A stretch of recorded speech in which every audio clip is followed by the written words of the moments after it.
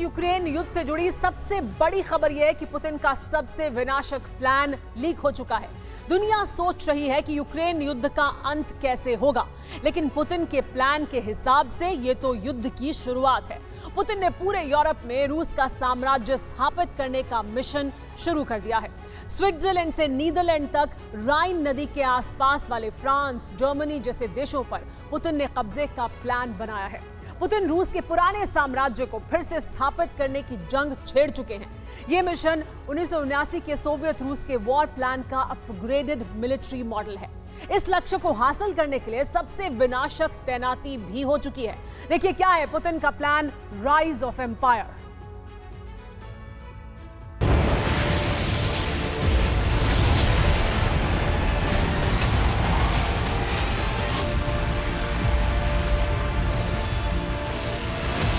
Putin ने Ukraine से नाजीवाद का नाम मिटाने, नेटो का विस्तार रोकने के लिए यूक्रेन युद्ध शुरू किया।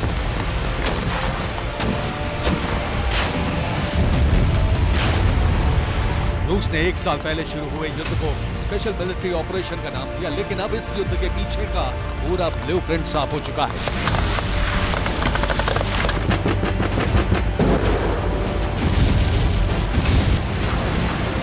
पुतिन ने एक खास मकसद से युद्ध की शुरुआत की और वो मकसद है रूस का पुराना वैभव, पुराना साम्राज्य दोबारा स्थापित करना।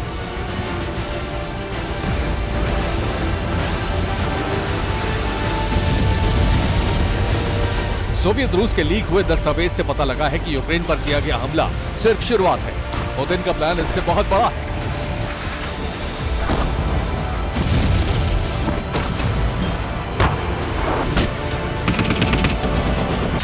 करीबी और चेचन्या के प्रमुख रमजान कादिरोव ने कहा है कि अमेरिका का रूस के टुकड़े करने वाला प्लान कभी कामयाब नहीं होगा। कादिरोव ने ऐलान किया है कि रूस अपनी मर्जी से अपने देश की सरहदें तय करेगा।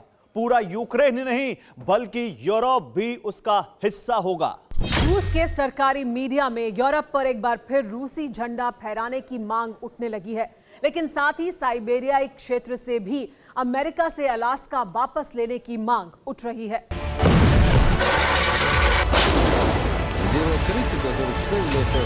रूस के सरकारी मीडिया से ऐलान किया जा रहा है कि अमेरिका से रूस की जंग को 80 साल हो चुके हैं और अब इसे अंत करने का समय आ गया है। मकसद सिर्फ यूरोप ही नहीं, अमेरिका से अलास्का भी वापस लेना है।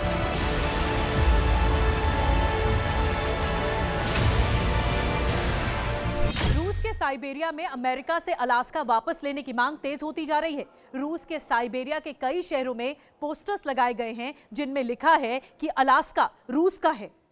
1867 में रूस ने अलास्का अमेरिका को बेच दिया था और इस सौदे के लिए अमेरिका ने रूस को $72 लाख दिए थे। पुतिन का प्लान अलास्का क्या है यह अभी साफ नहीं है, लेकिन यूरोप पर कब्जे का मिशन शुरू हो चुका है। पुतिन जिस प्लान को अंजाम दे रहे हैं वो सोवियत रूस के दौर में बनाया गया था। तब साल था 1979, यानी सोवियत रूस और अमेरिका का शीत युद्ध वाला दौर।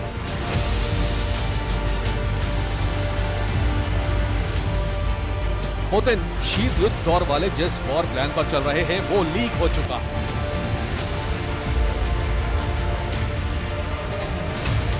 1979 में रूस ने एक वॉर प्लान तैयार किया। इस प्लान का मकसद है ज़ारशाही के दौर वाली रूसी सरहदें दोबारा बनाना।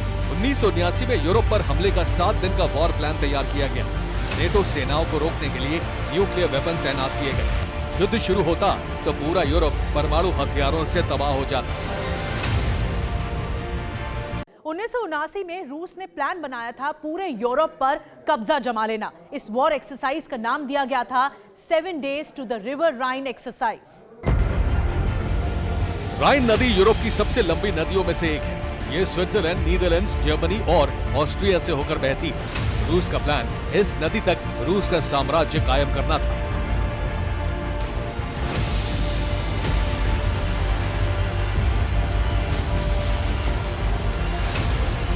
1979 में रूस का प्लान तैयार किया गया, लेकिन रूस के विघटन के बाद यह प्लान बंद कर दिया गया।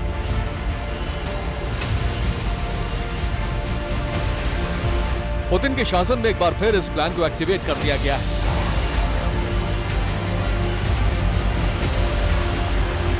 पोलैंड की खुफिया एजेंसी ने कहा है कि पुतिन ने 1979 वाला सोवियत रूस का वॉर प्लान शुरू कर दिया है। यूक्रेन के बाद पोलैंड और मोल्दोवा पर अटैक करना रूस का नया प्लान है।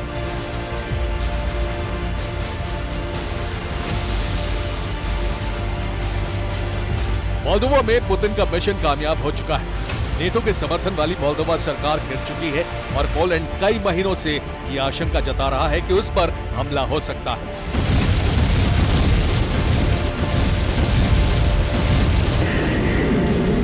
पोलैंड के राष्ट्रपति आंद्रेस डूडा ने दावा किया है कि कीव को नए हथियार नहीं मिले तो यूक्रेन से रूस जंग जीत जाएगा और उसके बाद पोलैंड पर खतरा और बढ़ जाएगा।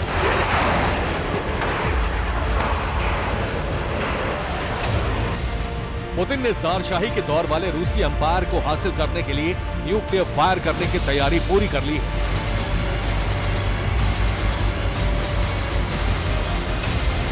रूस के इरकुत्स्क स्ट्रैटेजिक मिसाइल बेस पर RS-24 ICBM मिसाइल को कॉम्बैट रेडी कर दिया गया है।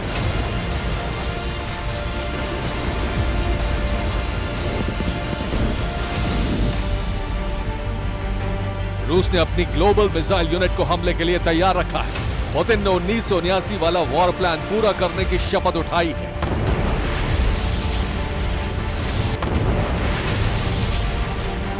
ज़ारशाही के दौर में रूस का राज अलास्का से लेकर स्वीडन तक था।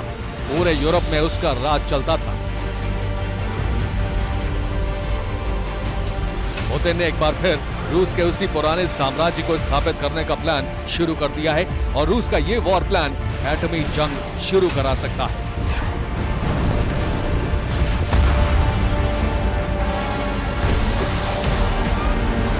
Bureau report, TV9 Bharatvarsh.